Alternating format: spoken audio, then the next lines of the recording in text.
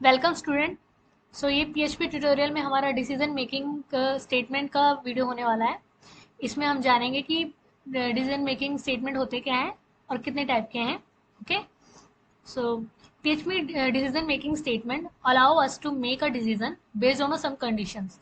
तो यहाँ पे क्या होता है, कुछ डिसीजन मेकिंग स्टेटमेंट्स होती है, जैसे कि मान लीजिए आपके ऊपर यहाँ पे कोई कंडीशन दे दी जाएगी। ओके, जैसे for example A is equal to 10 है, तो यहाँ पे कुछ बोल दिया जाएगा कि अगर इफ ए की वैल्यू 10 है तो ये हो जाए प्रिंट एको, और एल्स तो ये हो जाए। ठीक है, तो यानी कि अगर ए की वैल्यू 10 हो जाती है तो ये प्रिंट कर दो, एल्स हो जाएगी तो ये। तो यहाँ पे क्या होता है, कोई जो कंडीशन है उसको उसका ट्रू होना जरूरी है, तब स्टेटमेंट जो है, ये स्टेटमेंट जो होगी, जो भी है हेलो वर्ल्ड, ये एग्जीक्यूट होगी। ओके, तो यहाँ पे चार टाइप के हैं। पहला एक है इफ, सिर्फ इफ स्टेटमेंट होगी, उसमें सिर्फ वो सिर्फ ये चेक करेगा इफ जो भी हमारा कंडीशन वो ट्रू है या नहीं। एल्स इफ में क्या है, अगर हमारा कंडीशन ट्रू हो जाता है ठीक है, अदरवाइज वो एल्स के ब्लॉक को एग्जीक्यूट कर देगा। ठीक है, इफ एल्स में ये भी वही है। इफ में भी कोई कंडीशन होगी, अगर वो ट्रू होती है नहीं है तो एल्स इफ पे आएगा, अगर एल्स इफ में भी नहीं होगी तो बाकी जो रेस्ट ऑफ द जो भी है वो लास्ट वाले ब्लॉक को एग्जीक्यूट कर देगा। स्विच केस भी उसी तरीके का है। ठीक है, तो इसकी कोडिंग पार्ट पर आते हैं। तो सिंटेक्स बहुत ज़्यादा ज़रूरी है इसका, सिंटेक्स में मिस्टेक ना करें कृपया। इफ, सबसे पहले हम कोई वेरिएबल बना लेते हैं। ए की वैल्यू हम दे देते हैं 10। ओके, अब हम इसको कह रहे हैं इफ ए इक्वल टू अगर 10 है तो एको क्या कर दो,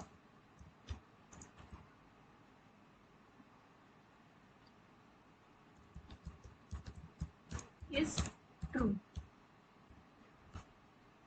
ओके, तो अगर ये वाली कंडीशन जो है, ये मैंने जो कंडीशन रखी है, अगर ये ट्रू हो जाती है तो ये कौन सा, ये स्टेटमेंट, ये जो ब्लॉक है स्टेटमेंट का, ये एग्जीक्यूट कर देगा। ओके,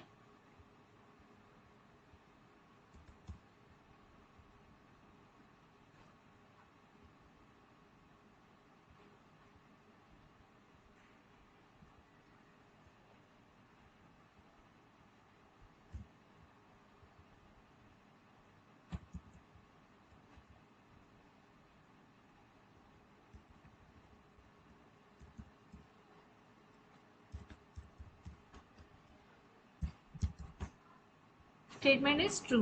ओके, अब मान लो मैंने यहाँ 9 कर दिया, तो अब क्या होगा,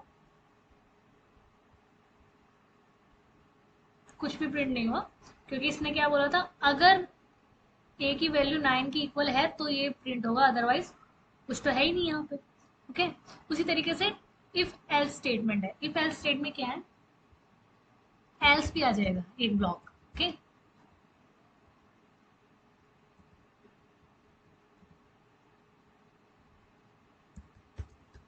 अब इसमें क्या है, अगर ये वाला कंडीशन ट्रू होता है तो ये प्रिंट होगा, अदरवाइज ये वाला आ जाएगा, ये वाला ब्लॉक प्रिंट हो जाएगा। ओके, ठीक है, स्टेटमेंट इज फॉल्स, क्योंकि ए की वैल्यू 10 के बराबर है ही नहीं। तो इसने क्या किया, ए की वैल्यू सॉरी 9 के बराबर है ही नहीं, तो इसने क्या किया, सेकंड वाले ब्लॉक को एग्जीक्यूट कर दिया। ओके, और अगर ये 10 होता तो ये फर्स्ट ब्लॉक को एग्जीक्यूट करेगा। ठीक है, उसी तरीके से इफ एल्स स्टेटमेंट जो है, ठीक है, अब देखो, एक हो गया ये,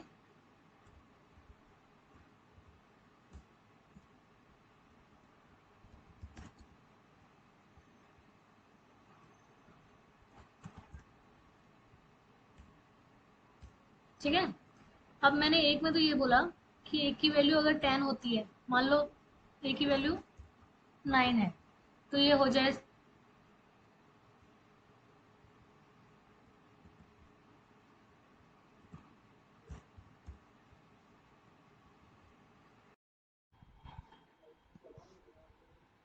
सो इफ और एल्स, इफ और एल्स ब्लॉक में क्या होता है कि हम दो बार कंडीशन चेक करते हैं, एक इफ में चेक करते हैं और एक एल्स इफ में भी चेक करते हैं। अगर इफ नहीं हुआ तो एल्स इफ ये होगा, और अगर एल्स इफ ये भी नहीं हुआ तो एल्स में जो भी लास्ट में स्टेटमेंट होगी वो जरूर एग्जीक्यूट होगी, अगर ऊपर वाली दोनों फॉल्स हो जाती है। ठीक है, तो ए की वैल्यू क्या है, 10 है, तो सबसे पहले हम चेक करें कि ए की वैल्यू अगर 9 है तो ये वाला स्टेटमेंट एग्जीक्यूट हो जाए, ए की वैल्यू अगर 10 है तो ये वाला, और अगर ये दोनों नहीं है तो थर्ड एग्जीक्यूट हो जाए। ओके, देखते हैं आउटपुट क्या आएगा इसका। स्टेटमेंट इज इक्वल टू 10, क्योंकि कौन सा हुआ, एल्स वाला ब्लॉक एग्जीक्यूट हो गया। ओके, अब मान लो मैंने इसको भी कर दिया। ओके, इन दिस केस अब इस सिचुएशन में क्या होगा कि दोनों इफ की जो स्टेटमेंट है वो भी ट्रू, इफ की जो कंडीशन है वो भी ट्रू हो रही है और एल्स इफ की भी ट्रू हो रही है, तो इसमें ये कौन सा वाला हमारा वो करेगा। ओके, इसको कर देते हैं स्टेटमेंट 1 और इसको कर देते हैं स्टेटमेंट 2। ओके,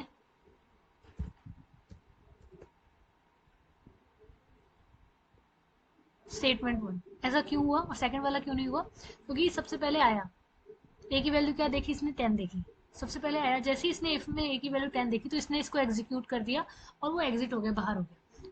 उसने सेकंड वाला चेक ही नहीं किया, उसे पहले ही मिल गया तो उसने सेकंड वाला चेक नहीं किया। ओके, और एल्स तो होगा ही नहीं क्योंकि फर्स्ट ही मिल चुका है। तो ये होता है कि सबसे पहले पहले चेक करेगा, अगर उसे पहले मिल जाएगा तो वो एग्जिट हो जाएगा बाहर प्रिंट करा के। ठीक है,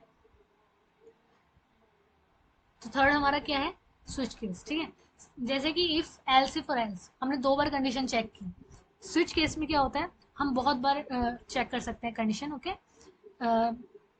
5 बार 10 बार, ठीक है, लेकिन उसमें भी एक होती है आपकी लास्ट कंडीशन, लास्ट उसमें होती है कि अगर इन सब में से कोई भी ब्लॉक एग्जीक्यूट नहीं होता है और कोई भी कंडीशन एग्जीक्यूट नहीं होती है, ट्रू नहीं होती है, तो आपका लास्ट ब्लॉक जो होगा वो एग्जीक्यूट हो जाएगा। ठीक है, तो अब स्विच केस के बारे में देखते हैं।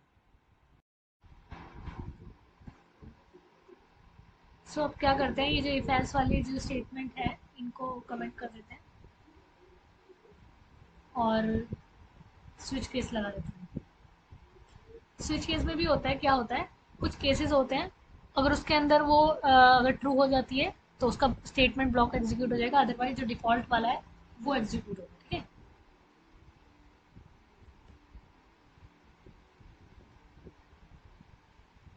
ओके, पहले वेरिएबल लेके आता है।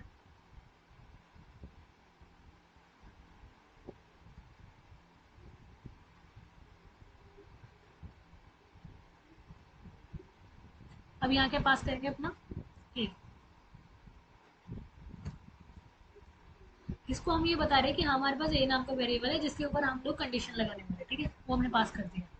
अब यहाँ पे हम चेक करेंगे, कंडीशन लगाएंगे। ठीक है, इफ जैसे यहाँ पे हम लोगों ने लगाया इफ, यहीं पे हम कंडीशन देंगे अगर ए की वैल्यू 10 है तो कर दो स्टेटमेंट ये प्रिंट, और अगर नहीं है तो ये वाला एग्जीक्यूट कर दो। ठीक, अगर ए की वैल्यू 10 है, इक्वल है 10 के बराबर, तो स्टेटमेंट 1, और अदरवाइज स्टेटमेंट इज फॉल्स, तो स्टेटमेंट 1 होगा। अब मान लो मुझे एक के अलावा और भी कंडीशन मैच करनी है,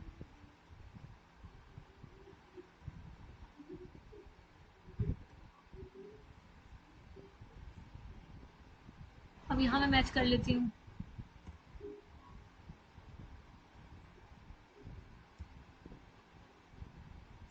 ठीक है, अब अगर ए की वैल्यू 9 है तो ये वाला होगा एग्जीक्यूट, अगर ए की वैल्यू 10 है तो ये एग्जीक्यूट, और डिफॉल्ट होगा तो ये। ओके, तो स्टेटमेंट 2 होगा। अब आप लोग बहुत देर से ये नोटिस कर रहे कि ब्रेक नाम का क्या है, ये ब्रेक यूज क्यों किया, तो ब्रेक ये यूज किया कि अगर ये कंडीशन ट्रू हो जाती है तो ये प्रिंट कराने के बाद यहाँ से ये एग्जिट कर जाएगा डायरेक्ट, ये नेक्स्ट वाले को एग्जीक्यूट नहीं करेगा, उसको चेक ही नहीं करेगा। ठीक है, और अगर मैं ब्रेक हटा देती हूँ मान लो, तो क्या होगा, ये जो तीनों जो भी है, तीनों स्टेटमेंट सबको ये एग्जीक्यूट कर देगा वन बाय वन।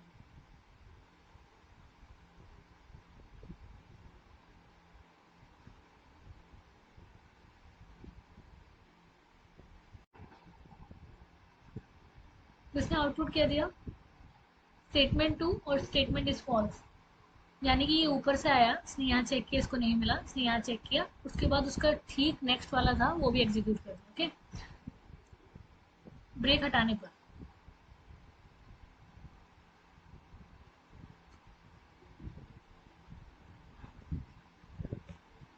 लेकिन अभी तो इसने सिर्फ 2 केसेस में 2 स्टेटमेंट एग्जीक्यूट किया। अगर मान लो मैंने यहाँ 10 दे दिया, बस तो कर दिया नहीं, अब क्या होगा? पहले ये चेक करेगा, फिर इसको एग्जीक्यूट करेगा, फिर सेकंड वाला भी एग्जीक्यूट हो जाएगा क्योंकि हम लोगों ने ब्रेक नहीं निकाला, और डिफॉल्ट भी एग्जीक्यूट हो जाएगा। ठीक है, स्टेटमेंट 1, स्टेटमेंट 2 और स्टेटमेंट 4। इसीलिए हम लोग ब्रेक यूज़ करते हैं ताकि वो जो ब्लॉक है वो वहाँ से हट जाए और एग्जिट कर जाए पूरा प्रोग्राम आपका, उसके बाद क्या हो जाए? एग्जिट हो जाए। ठीक है, सो फ्रेंड्स, ये हमारा जो वीडियो था वो डिसीजन स्टेटमेंट के ऊपर था। इफ़ और इफ़ एल्स और इफ़ एल्स इफ और स्विच केस हमने चारों डिस्कस कर लिए हैं इस वीडियो में। नेक्स्ट वीडियो जो हमारी होने वाली है वो ऑपरेटर के ऊपर होने वाली है। अगर आपको मेरा वीडियो अच्छा लगता है तो प्लीज़ लाइक और सब्सक्राइब कीजिए मेरे चैनल को, और अपने फ्रेंड्स के साथ ज़रूर शेयर कीजिए। ये मुझे मोटिवेट करेगा और भी वीडियोज़ बनाने के लिए। Okay, thank you.